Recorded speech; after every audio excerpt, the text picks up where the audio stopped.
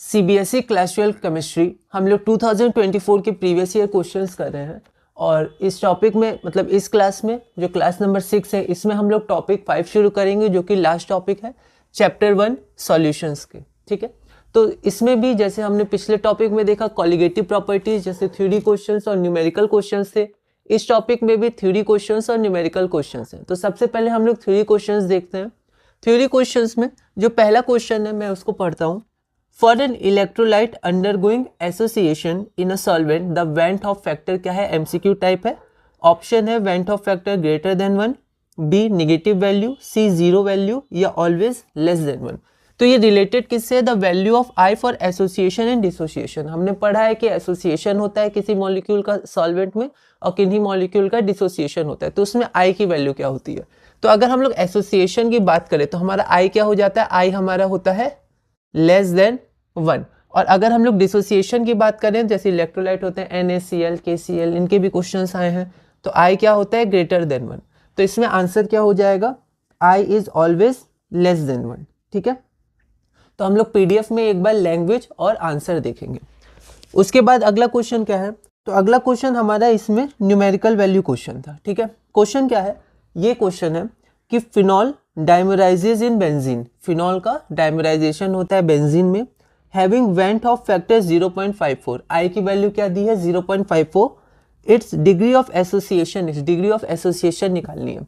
हमने PYQs में important questions किए थे जिसमें हम लोग को अल्फा निकालना था, डिग्री ऑफ डिसोसिएशन हमें निकालना था। ठीक है, तो पूरा वो एक कंप्लीट क्वेश्चन था, तो उसका एक पार्ट आप यहाँ देख सकते हैं। ठीक है, और ये 1 मार्क का है तो हमें इसको शॉर्ट में लिखना है। ठीक है, लैंग्वेज हम लोग देखेंगे PDF में और आप मार्किंग स्कीम में भी देख सकते हैं उसकी लैंग्वेज, पर उसमें थोड़ा शॉर्ट लिखा रहता है तो आपको ध्यान देना है। ठीक है, तो यहाँ पर हम लोग देखते हैं कि डाइमराइजेशन ऑफ फिनॉल। ठीक है, तो फिनॉल का डाइमराइजेशन हो रहा है तो हम लोग यहाँ पर लिख सकते हैं C6H5OH, ये हमारा फिनॉल हो गया। ठीक है, इसका डाइमराइजेशन हो रहा है तो ये क्या हो जाएगा? 2 मॉलिक्यूल्स अब ये जुड़ जाएंगे, एक बन जाएंगे, C6H5OH, ये हमारा 2। ठीक है, अगर हम लोग इसका 1 मोल लें, 0 इक्विलिब्रियम पे मान लेते हैं x, तो 2 से 1 बन रहा है तो x से x/2 बनेगा, हाफ बनेगा, है ना, 2 से 1। अब ये क्या हो गया? I, तो I की वैल्यू हम लोग जानते हैं, I की वैल्यू क्या होती है? अलग अलग होती है। ठीक है, तो उसमें से एक था कि number of particles after association या डिसोसिएशन, तो एसोसिएट हो गया तो अब टोटल नंबर ऑफ पार्टिकल्स कितने हैं? तो 1 minus x/2, x plus x/2 minus x/2 divided by total number of particles before association, before तो सिर्फ 1 था। ठीक है, तो 1, तो 1 माइनस x/2, x क्या है यहाँ पर? Degree of dissociation. जनरली इसको अल्फा भी लिया जाता है तो आप बिल्कुल अल्फा भी ले सकते हैं। ठीक है, तो यहाँ पर 1 minus x/2 went Hoff factor ये निकल गया और हमें गिवन है 0.54। इसको आप बस कैलकुलेट करिएगा, जब आप कैलकुलेट करिएगा तो इसका आंसर 0.92 आ जाएगा और हमारा ऑप्शन है 0.92, आप उसको लिख सकते हैं। ठीक है, आप और भी मेथड यूज कर सकते हैं पर ये जनरल मेथड है जो क्वेश्चंस में भी हम C हो जाएगा 0.92। अगला क्वेश्चन हम लोग देखते हैं। अगला हमारे पास है कैलकुलेशन ऑफ I, हमें I को कैलकुलेट करना है और ये सेम क्वेश्चन था, बस इसमें जो आपका यहाँ पर ये इलेक्ट्रोलाइट थे उनको चेंज कर दिया गया। ठीक है, तो यहाँ पर आप देखिएगा कि इसमें इस कंपाउंड में जो इलेक्ट्रोलाइट है वो क्या हो जाएगा? Na2SO4, इसका डिसोसिएशन होगा, इसमें KCl का, इसमें K2SO4 का। सिमिलर क्वेश्चन क्यों है? क्योंकि ये एक ही सेट के 3 सबसेट हैं। ठीक है, तो यहाँ पर 5 सेट्स में से किसी सेट के 3 सबसेट्स, तो तीनों सबसेट में क्वेश्चन सिमिलर होते हैं, या तो सेम होते हैं हायर नंबर के क्वेश्चंस, या फिर वो सिमिलर होते हैं, बस न्यूमेरिकल वैल्यू या कुछ उनका जैसे इलेक्ट्रोलाइट चेंज कर दिया जाता है, बाकी क्वेश्चन सेम है। तो यहाँ हम लोग देख सकते हैं इसमें से जो डिसोसिएट होगा वो Na2SO4 होगा, तो I कितना हो जाएगा? Number of particles after dissociation by before, before तो 1 है तो आफ्टर कितना हो जाएगा? तो 2 + 1 3, तो इसका 3 हो जाएगा। ऐसे बेसिक क्वेश्चंस आए हुए हैं पहले भी। KCl, K plus plus Cl minus, तो हमारा आंसर 2 हो जाएगा। उसके बाद K2SO4, तो 2K plus plus SO4 2 minus, तो 2 + 1 3, तो यहाँ हमारा आंसर कितना हो जाएगा?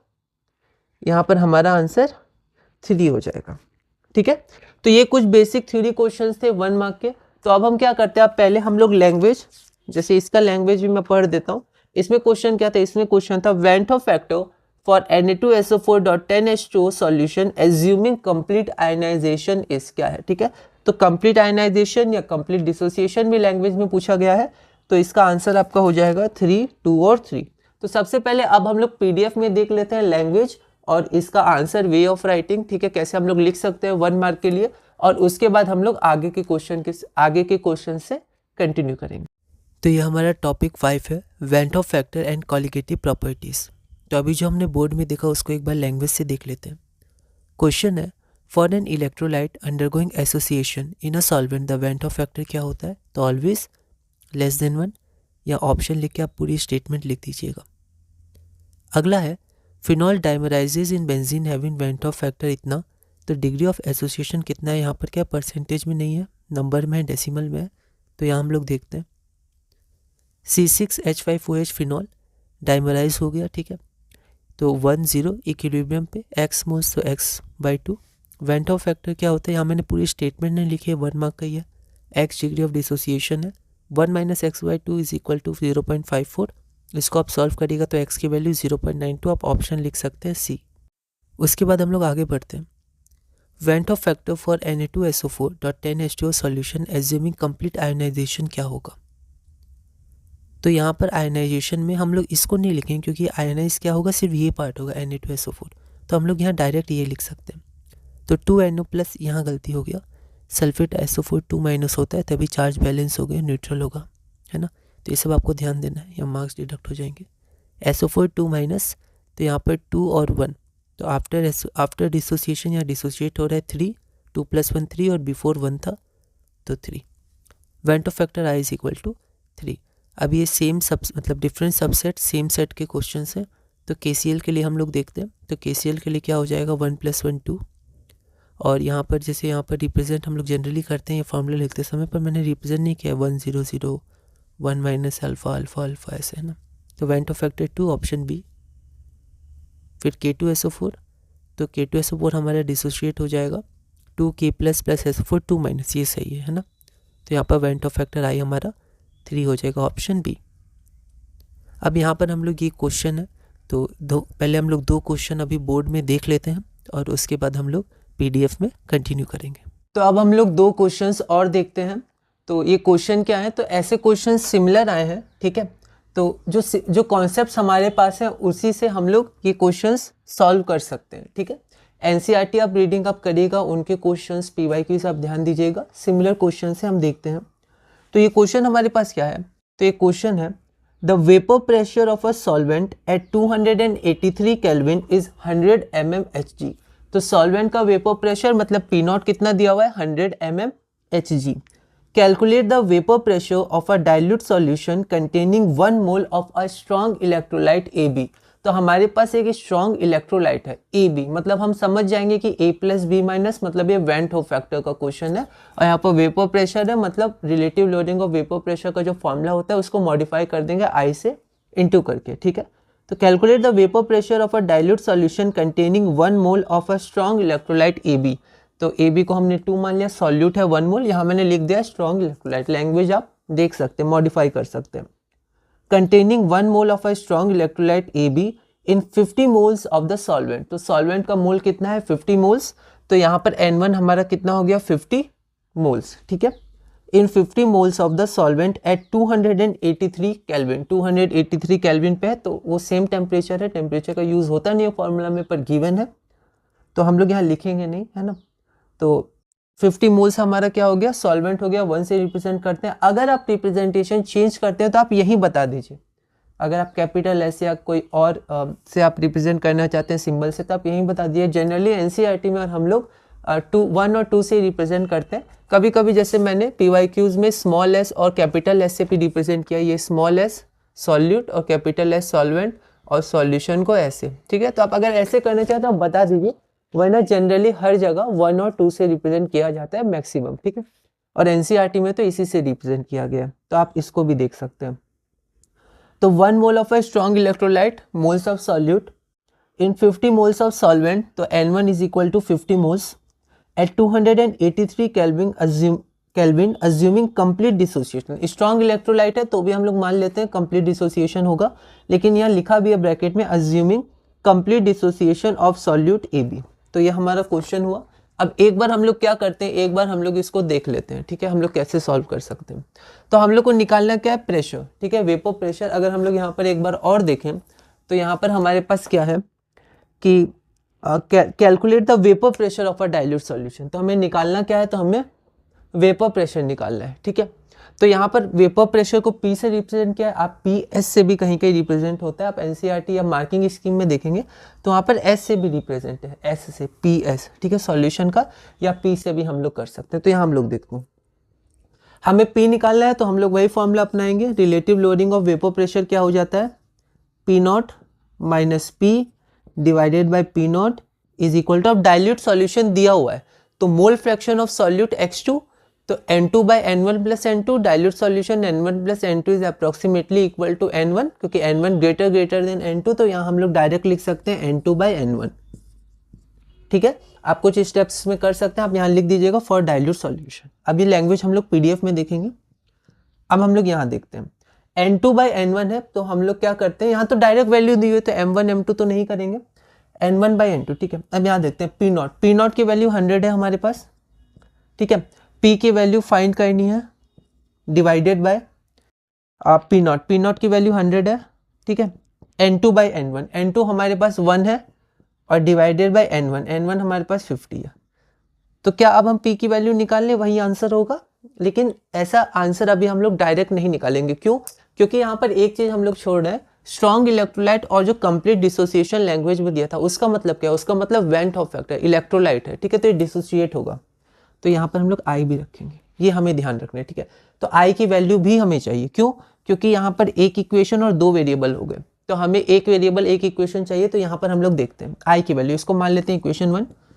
वैसे मैंने PDF में पहले I निकाल लिया, फिर आप कैसे भी कर सकते हैं, ठीक है। अब I क्या होता है, तो I होता है number of particles after dissociation, क्योंकि यहाँ डिसोशिएट हो रहा है, एसोसिएट होता है तो आफ्टर एसोसिएशन, तो number of particles after dissociation divided by number of particles before dissociation. तो अगर हम लोग देखें तो AB हमारा क्या होता है, आपके कंप्लीटली डिसोशिएट है तो आप ये एरो लगा सकते हैं, अगर नहीं होता आप रिवर्सिबल भी कर सकते थे, है ना, कोई दिक्कत नहीं है एरो में। तो A और, ठीक है, तो आफ्टर डिसोसिएशन 2 बिफोर डिसोसिएशन 1, तो ये फैक्टर हमारा क्या हो जाएगा 2, तो ये हमारा हो जाएगा 100 minus P by 100 is equal to 2 times 1 by 50, putting the value of I in 1, क्योंकि 3 मार्क्स का था, आपको ये सब थोड़ा लिखना है, ठीक है।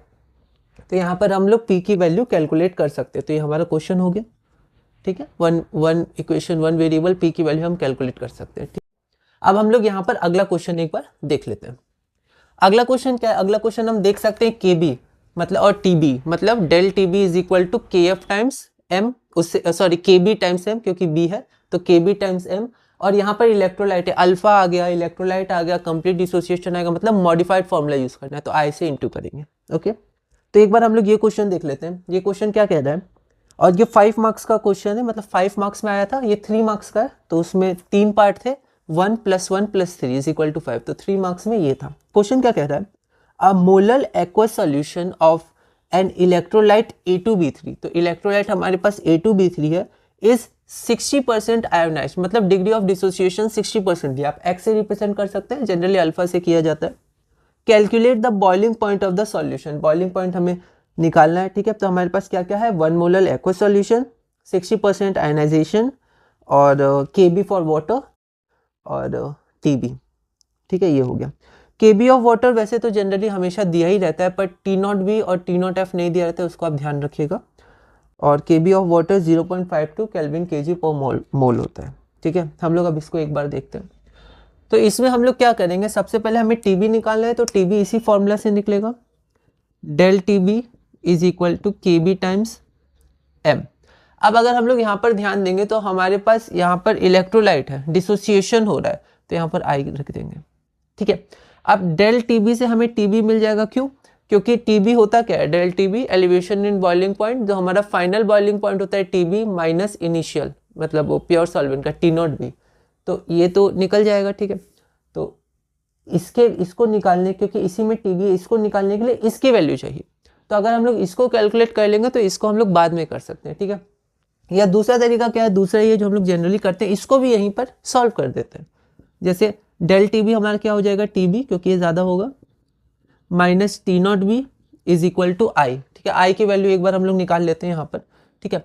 A2B3, तो A2B3 तो ये कैसे हो जाएगा, अब 60% आयनाइजेशन तो आप ऐसे रिवर्सिबल एरो दे सकते हैं, तो ये हो जाएगा 2A+, लेफ्ट में हमेशा कैटायन होता है, राइट में लिखते समय एनायन होता है, A2B3 है ना, B3 प्लस 3B माइनस, हमारे पास ये हो गया 2A+ प्लस 3B माइनस, ठीक है। तो यहाँ पर हम लोग देख सकते हैं 1 0 1 माइनस अल्फा 0 0 1 माइनस अल्फा तो 2A+ तो 2 अल्फा और 3B+ तो 3 अल्फा, ठीक है। तो number of particles after dissociation is equal to 1 minus alpha plus 2 alpha plus 3 alpha, that is 5 alpha minus alpha 4 alpha divided by before association 1 + 0 + 0 1, that is 1।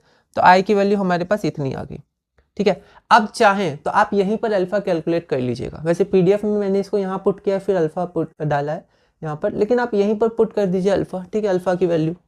तो यहाँ पर देखिए अल्फा की वैल्यू है कितनी 60%, 60% इज इक्वल टू 0.6, तो 4 × 0.6 that is 2.4 और plus 1 3.4, तो आई की वैल्यू हमारे पास 3.4 आ गई। फिर putting the value of I from equation इतना मान लेते हैं 1 इन 1, ठीक है। गिवन भी आप लिखिएगा क्योंकि ये सब वैल्यू गिवन की है, ये सब वैल्यू गिवन से है, ठीक है। तो यहाँ जब आप लिखिएगा तो यहाँ पे गिवन लिख सकते हैं, फ्रॉम गिवन। ये सब चीज़ आप ध्यान रखिए, सब जनरली हम लोग भूल जाते हैं, पर अगर आप प्रैक्टिस करिएगा और जहाँ आप गलती करेंगे वहाँ रेड पेन या किसी से मार्क करिएगा, रिवाइज करिएगा तो बिल्कुल याद रहेगा, कोई भी दिक्कत नहीं है। 3.4 है ना, तो यहाँ पर आई की वैल्यू क्या हो गई 3.4, उसके बाद KB की वैल्यू क्या हो गई 0.52, M की वैल्यू क्या हो गई 1, है ना, ठीक है। अब देखिए यहाँ पर दो वेरिएबल है, एक इक्वेशन है, तो हमें T0B चाहिए क्योंकि TB तो वेरिएबल रहेगा, इसी को हमें फाइंड करना है। T0B कितना होता है वाटर के लिए, तो वो होता है हमारा 100 डिग्री सेल्सियस। अब यहाँ पर क्या है केल्विन में है, तो हम लोग इसको ले लेंगे 373 डिग्री सेल्सियस, ठीक है, सॉरी केल्विन। अब यहाँ पर क्या है कि आपका 373.15 लें या 373 लें, तो एनसीईआरटी के जो CBSE का मार्किंग स्कीम है उसमें जो सॉल्व किया गया वो 373 केल्विन से किया गया, और बोला गया है कि आप इसको 373.15 भी ले सकते हैं, तो हम लोग 373 के साथ चलते हैं। तो यहाँ पर आपका इसकी जगह क्या हो जाएगा, इसकी जगह हो जाएगा 373। अब देखिए आप एक इक्वेशन एक वेरिएबल, तो आपको TB की वैल्यू मिल जाएगी, तो ये आपका TB आपका यहाँ से निकल जाएगा, ठीक है। और देखिए माइनस में उधर जाएगा प्लस, ये पॉजिटिव मतलब वो एलिवेट होगा क्योंकि एलिवेशन बॉइलिंग पॉइंट होता है। तो ये हमारा क्वेश्चन पूरा हुआ, ठीक है। तो आपको इसका ध्यान रखना है। और अब हम लोग क्या करते हैं, अब हम लोग चलते हैं PDF में, उसमें हम लोग क्या करेंगे, सबसे पहले एक लैंग्वेज देखेंगे क्वेश्चन की, उसके बाद बेसिक देखेंगे हम लोग कैसे लिख सकते हैं, उसके बाद आप उसको मॉडिफाई कर सकते हैं अपने अनुसार, और फिर हम लोग क्या करेंगे, फिर से हम लोग कुछ क्वेश्चंस और हैं उसको करेंगे और चैप्टर 1 कंप्लीट करेंगे। तो यहाँ पर अब हम लोग लैंग्वेज देखते हैं इन क्वेश्चंस की। The vapour pressure of a solvent eight 283 kelvin is 100 mmHg. Calculate the vapour pressure of a dilute solution containing 1 mole of a strong electrolyte EB in 50 moles of solvent at 283 Kelvin assuming complete dissociation of AB. ये हमारा 3 marks का question है, ठीक है। तो हम लोग इसको देखते हैं। तो गिवन हमारे पास क्या है, vapour pressure of solvent P0, number of moles, तो लैंग्वेज रिप्रेजेंटेशन और मैंने न्यूमेरिकल वैल्यू लिख दी है। जब आप न्यूमेरिकल वैल्यू या रिप्रेजेंटेशन लिखें तो आप बहुत ही केयरफुल रहिएगा उसमें, ठीक है, गलती ना हो।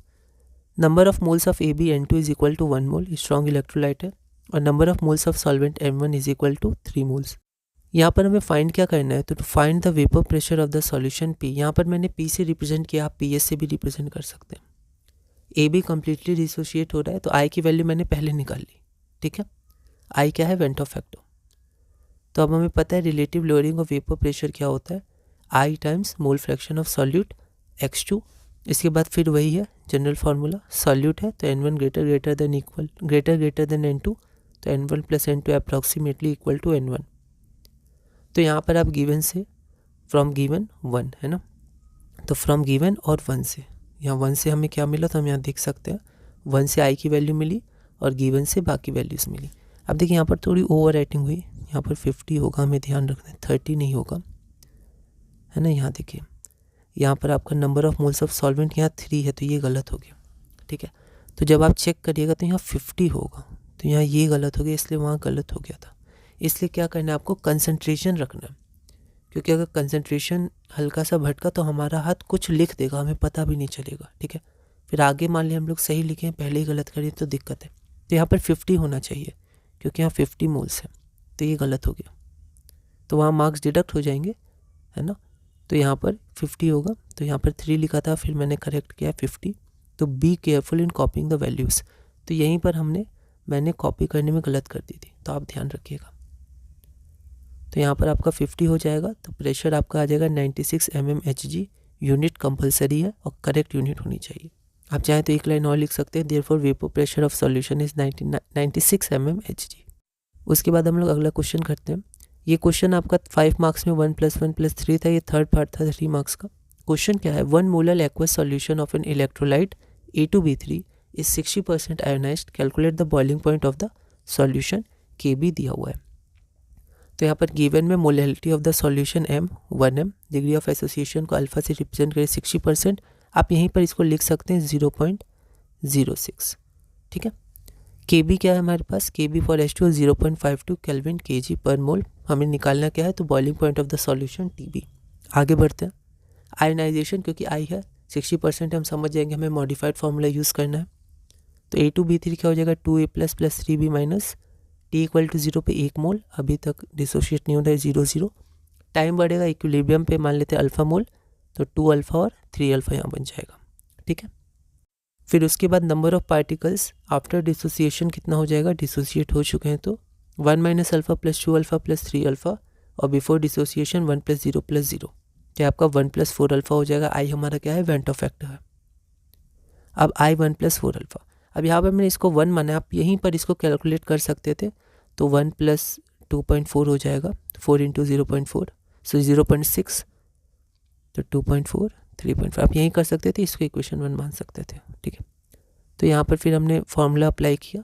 उसके बाद I की वैल्यू यहाँ मैंने डायरेक्ट लिख दी, 1 + 4 अल्फा था, अल्फा की वैल्यू गिवन से 0.6, ठीक है। तो यहाँ पर 4 × 0.6 × KB × 1 मोलल, और T0 भी हमें पता रहना चाहिए, ठीक है, वाटर के लिए। अब यहाँ पर अगर आप मार्किंग स्कीम देखिएगा CBSE का, तो वहाँ पर 2024 मार्किंग स्कीम में यहाँ पर 373 से तो कैलकुलेट किया गया है, पर वहाँ ब्रैकेट में लास्ट में लिख दिया है कि अगर 373.15 केल्विन आप लीजिएगा तो भी सही है, तो भी उसका आंसर लिखा हुआ है क्या आएगा। तो यहाँ मैंने 373 ले लिया है, बस इसको कैलकुलेट करेंगे तो हमारा आंसर आ जाएगा 374.768 केल्विन। अब यहाँ पर क्योंकि मैंने गिवन में सिर्फ अल्फा = 60% लिखा था, तो यहाँ मैंने दिखा दिया 60% 0.6 होता है। पर अगर आप यहीं पर 0.06 नहीं होगा, गलती होगी, 0.6, तो अगर आप यहीं पर 0.6 लिख दीजिएगा, ठीक है, तो यहाँ पर आपको ये शो नहीं करना होगा फिर, ठीक है। तो वो सब ध्यान से देखिएगा, है ना। कंसंट्रेशन इंक्रीज करके 60/100 0.6 आएगा, ठीक है। अब हमारे ये अगला क्वेश्चन है, तो अब 3 क्वेश्चंस और हैं, तो पहले हम लोग बोर्ड में उसको देख लेते हैं, उसके बाद हम लोग PDF में कंटिन्यू करेंगे। तो अब हम आगे बढ़ते हैं, 3 क्वेश्चंस और हैं, उसके बाद हम लोग ये टॉपिक कंप्लीट करेंगे, ये चैप्टर कंप्लीट करेंगे PDF में देखने के बाद, है ना। तो यहाँ पर हम लोग पहला क्वेश्चन देखते हैं, थ्योरी टाइप क्वेश्चन है, ये 1 मार्क का क्वेश्चन है। क्वेश्चन क्या है, तो ये 5 मार्क्स में एक पार्ट था, ये 1 मार्क का क्वेश्चन है, टॉपिक 5 से रिलेटेड। हमारे पास क्वेश्चन है, why are equimolar solutions of sodium chloride and glucose not isotonic. तो जो सोडियम क्लोराइड और ग्लूकोज का सॉल्यूशन होता है इक्विमोलर, वो आइसोटोनिक क्यों नहीं होता है, ठीक है। तो इसको हम लोग देखते हैं।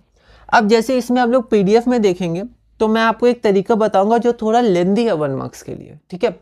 और एक तरीका जो मार्किंग स्कीम है 2024 के ऑफिशियल में, तो उसमें बहुत ही शॉर्ट में दिया है, बस उसको मैंने थोड़ा सा और एडिशन ऑफ वर्ड से इलेबोरेट कर दिया है, वरना वो सही दिया हुआ है 1 मार्क्स के लिए, ठीक है।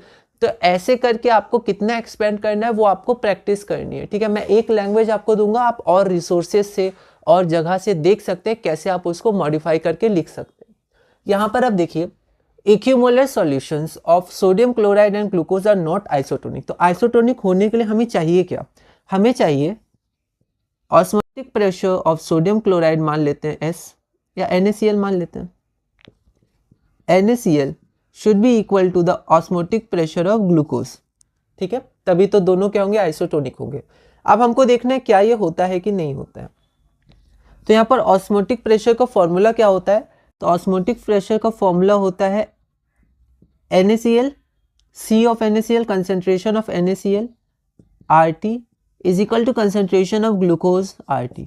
RT कैंसिल होगा, पर जनरली हम लोग कैंसिल करके दिखाते नहीं है, ठीक है। आप भी मत दिखाइएगा, मैंने यहाँ दिखा दिया, आप उसको शो नहीं करिएगा, ठीक है। ये हमारा हट जाएगा, ठीक है। अब क्योंकि ये आपका इक्विमोलर है और ये कंसंट्रेशन ही होता है, ठीक है, तो सेम है तो ये भी हट जाएगा, तो 1 इज इक्वल टू 1 आ जाएगा। तो यहाँ पर क्या गलती हो रही है, यहाँ गलती ये हो रही है कि, और यहाँ पर नॉट आइसोटोनिक है, तो सोडियम क्लोराइड हमारा इलेक्ट्रोलाइट है, ठीक है। देखिए स्टेटमेंट दिया हुआ है, मतलब ये सही है, पूछा गया ऐसा क्यों नहीं है, ठीक है। तो यहाँ पर जो सोडियम क्लोराइड है वो क्या है, हमारा आइसोटोनिक इलेक्ट्रोलाइट है, तो वो तो डिसोशिएट हो जाएगा। तो जब भी कोई इलेक्ट्रोलाइट डिसोशिएट या एसोसिएट हो जाता है सॉल्यूशन में, तो हम लोग वेंट ऑफ फैक्टर का यूज करते हैं, वहाँ मल्टीप्लाई करते हैं, तो यहाँ आई हो जाएगा, आई ऑफ NaCl और आई ऑफ G, है ना।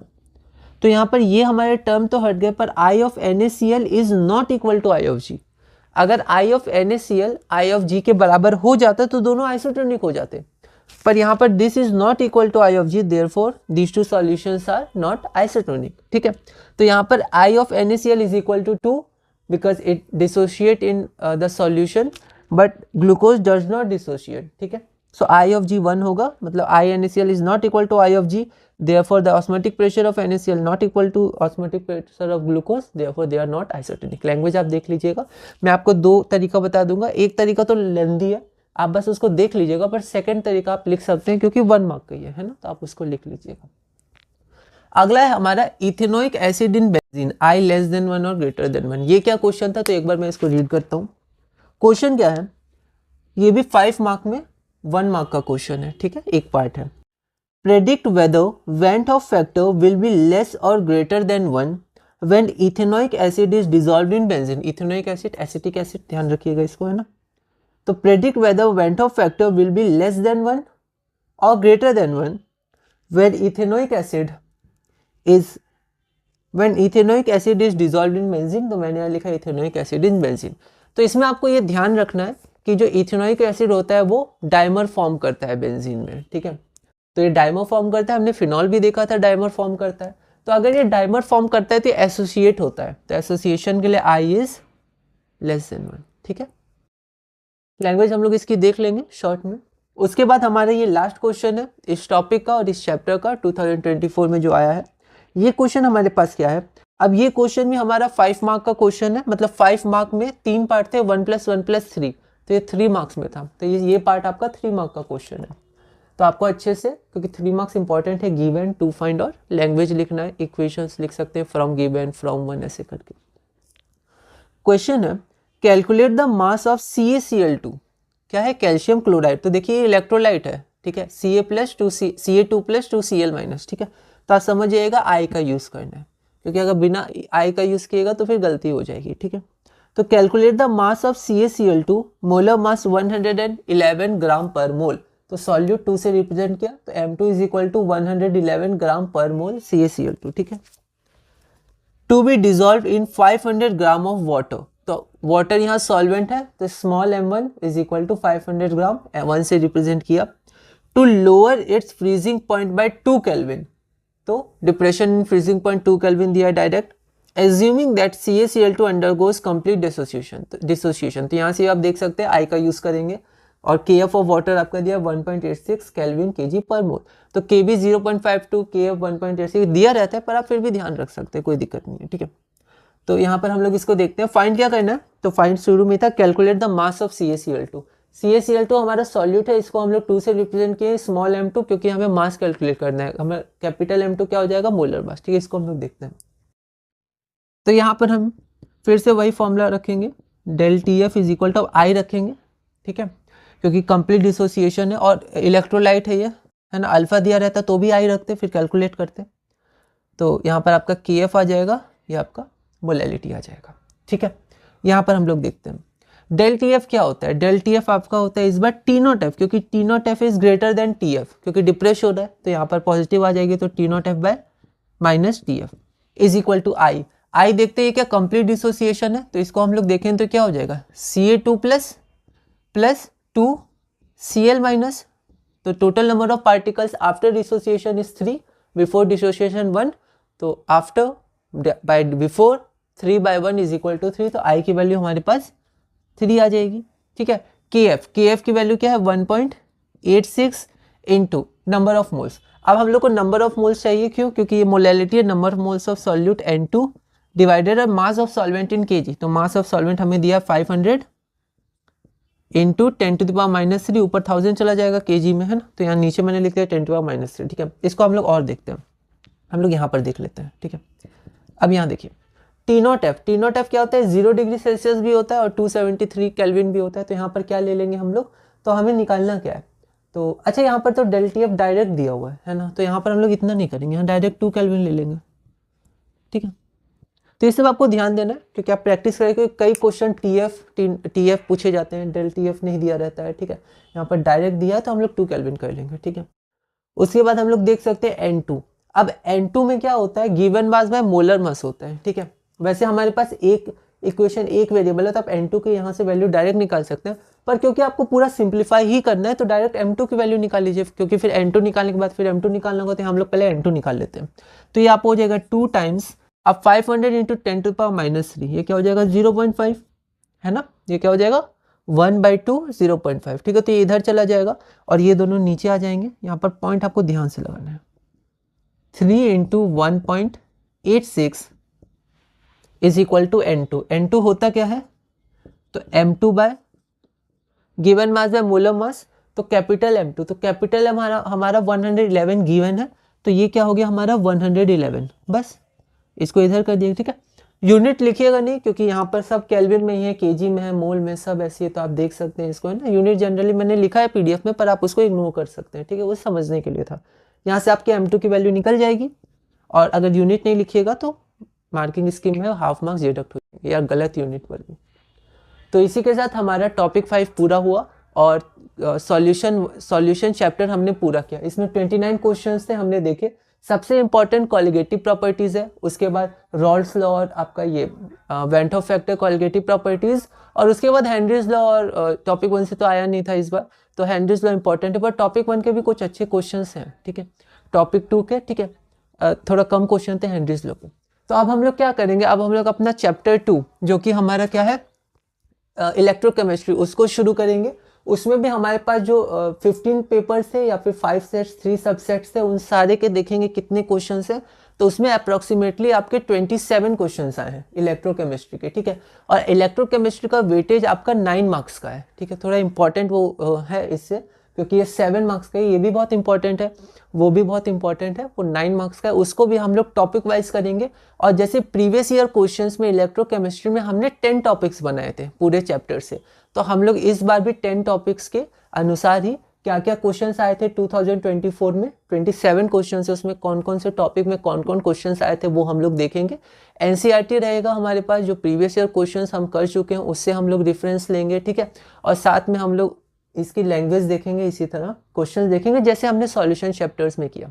तो इसी के साथ हमारा सॉल्यूशन चैप्टर पूरा हुआ। 6th क्लास में हमने 5 टॉपिक्स और 29 क्वेश्चंस देखा। जब हम सारे 10 के 10 चैप्टर्स कर लेंगे बायोमॉलिक्यूल्स तक, उसके बाद हम लोग 2025 के सैम्पल पेपर्स करेंगे और फिर उसमें भी इंपॉर्टेंट क्वेश्चंस देखेंगे, सैम्पल पेपर्स में क्या क्या आ सकते हैं, ठीक है, और क्या क्या इंपॉर्टेंट क्वेश्चंस हैं।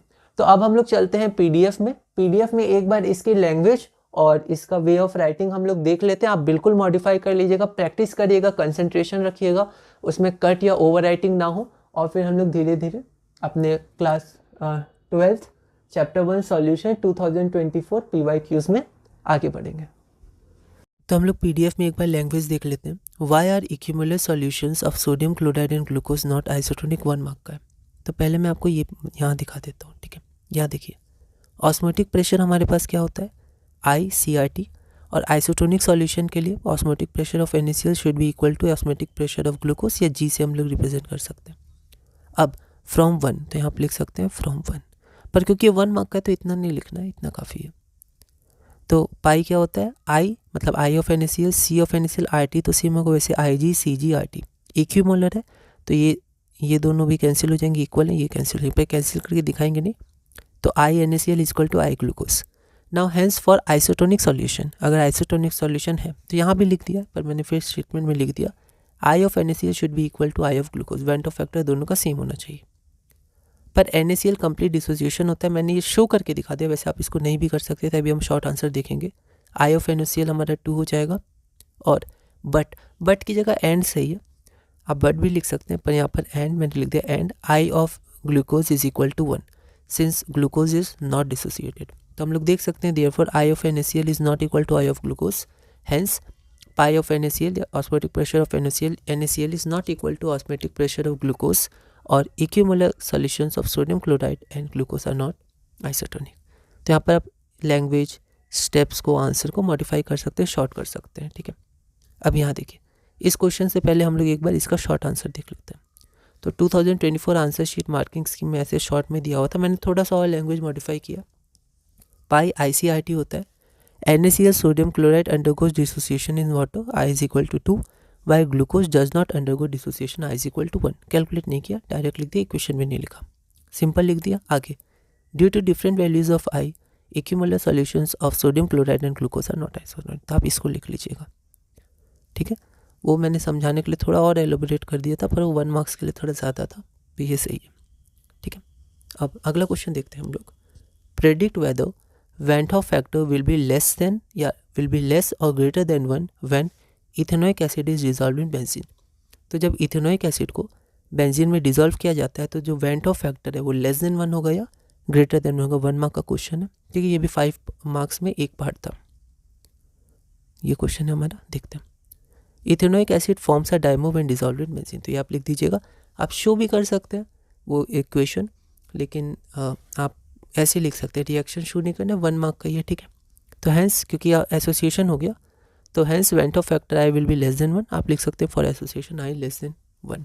आगे बढ़ते हैं। Calculate the mass of CaCl2, calcium chloride जिसका मोलर मास हमें गिवन है, to be dissolve in 500 gram of water to lower its freezing point by 2 kelvin. तो डायरेक्ट ΔTF की वैल्यू हमें दी हुई है। Assuming that CaCl2 undergoes complete dissociation और KF for water is 1.86 kelvin kg पर मोल, ठीक है। 1 + 1 + 3, 3 पार्ट थे, तो ये थर्ड पार्ट है 3 मार्क्स का। 3 मार्क्स का अच्छे से हमें स्टेप वाइज लिखना है। आगे बढ़ते हैं हम लोग। जैसे गिवन में मैंने मास ऑफ CaCl2 लिख दिया था, लेकिन मोलर मास है तो फिर मुझे ऐसे लिखना पड़ा, ठीक है। तो आपको केयरफुल रहना है राइटिंग में, पहले ही थोड़ा सोच लेना है कि आपको क्या लिखना है, उसके हिसाब से कंसंट्रेशन के साथ आप आगे बढ़िएगा। तो मोलर मास ऑफ CaCl2 111 ग्राम पर मोल, कैपिटल M2, रिप्रेजेंटेशन बहुत इंपॉर्टेंट है। मास ऑफ वाटर सॉल्वेंट है तो 1 से रिप्रेजेंट किया, यहीं पर मैंने 0.5 kg ले लिया, ठीक है, क्योंकि वो आपका मोलैलिटी में आएगा तो kg में ही चाहिए। Depression in freezing point ΔTF, KF, mass of CaCl2 small m2, है ना। आगे बढ़ते हैं। अब पहले मैंने I कैलकुलेट कर लिया है, ठीक है। तो CaCl2 undergoes complete dissociation, aqua से आप ये भी लिख सकते हैं चाहे तो ब्रैकेट में, फिजिकल स्टेट। I क्या होता है, number of particles after dissociation by before dissociation.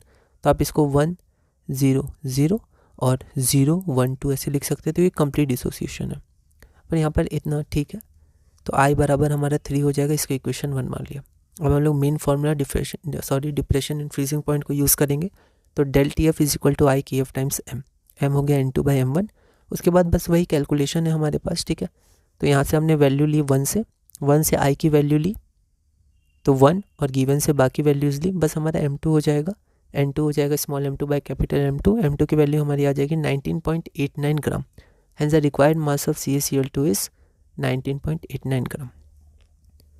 इसका सिमिलर क्वेश्चन 2015 फॉरेन में 3 मार्क्स का आया था, ठीक है। ऐसे तो कुछ इंपॉर्टेंट और रिलेटेड क्वेश्चंस मैं लिंक में डिस्क्रिप्शन में दे दूंगा, आप चाहे तो वहाँ से देख सकते हैं। तो इसी के साथ हमने अपना चैप्टर सॉल्यूशन पूरा किया, पहला चैप्टर। और हमारे पास जो 15 सेट्स या 15 पेपर्स थे, 5 सेट्स के 3 सबसेट्स।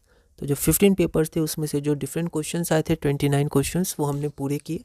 तो आप देख सकते हैं इस तरह के क्वेश्चंस आए थे। प्रीवियस ईयर क्वेश्चन से बहुत ज़्यादा ये रिलेटेड है, कुछ नए क्वेश्चंस भी थे, लैंग्वेज अलग थी, वो हमने देखा। तो इसी तरह हम लोग अब अपना अगला चैप्टर इलेक्ट्रोकेमिस्ट्री शुरू करेंगे। ऐसे ही हम लोग देखेंगे सारे क्वेश्चंस। इलेक्ट्रोकेमिस्ट्री में 27 डिफरेंट क्वेश्चंस हैं 15 पेपर से, और उसमें इलेक्ट्रोकेमिस्ट्री का वेटेज 9 मार्क्स का होता है, इंपॉर्टेंट है वो। तो हम लोग क्या करेंगे, एक बार इलेक्ट्रोकेमिस्ट्री देखेंगे अच्छे से, इसी तरह धीरे धीरे हम लोग देखेंगे डिफरेंट क्लासेस डिफरेंट टॉपिक्स से। और इसी तरह जब हम लोग 10 चैप्टर्स पूरे देख लेंगे, उसके बाद हम लोग CBSE के सैम्पल पेपर्स करेंगे 2025 के लिए, जो इम्पॉर्टेंट है। और इसी के साथ हम लोग ये चैप्टर पूरा करते हैं, और अगली वीडियो में हम लोग इलेक्ट्रोकेमिस्ट्री शुरू करेंगे और धीरे धीरे CBSE 12 chemistry 2024 previous year questions में आगे बढ़ेंगे।